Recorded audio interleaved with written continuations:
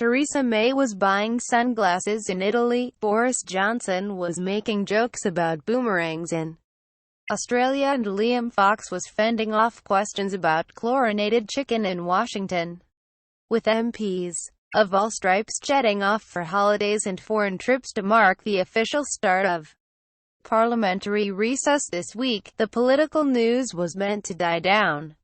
But while the cabinet's biggest Brexit supporters were out of the country, a significant development in the government's EU policy has been emerging over the last 7 days, spearheaded by the Chancellor, Philip Hammond.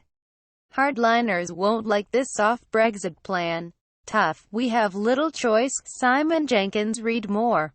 The first whiff of a new agreement between May and her ministers emerged last week when a cabinet source revealed there was broad consensus on seeking an off-the-shelf transition deal, effectively maintaining the status quo for around 3 years after Brexit.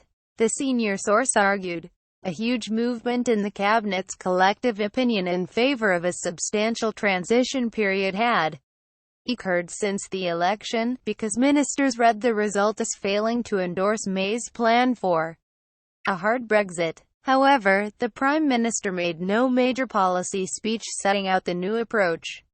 Instead, she left the country on Monday for her 3 weeks of hiking holidays in Italy and Switzerland without mentioning any change in the government's thinking.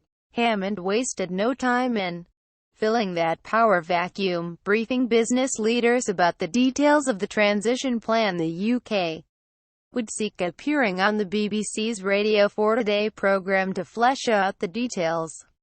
He confirmed that the UK's relationship with the EU could look similar in many ways until 2022, despite formerly leaving the bloc in 2019.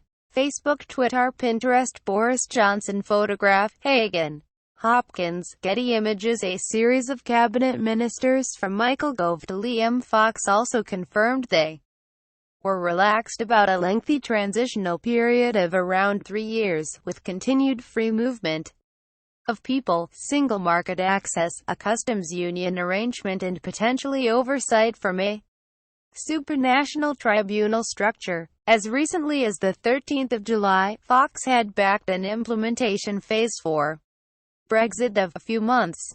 10 days later, he acknowledged it could last until the next election in 2022. Backing up Hammond's power grab was the Home Secretary Amber Rudd, who announced EU nationals would be free to come to the UK during the transition period as long as they register with the authorities. She also commissioned the government's advisors on migration to look at the costs and benefits of EU free movement.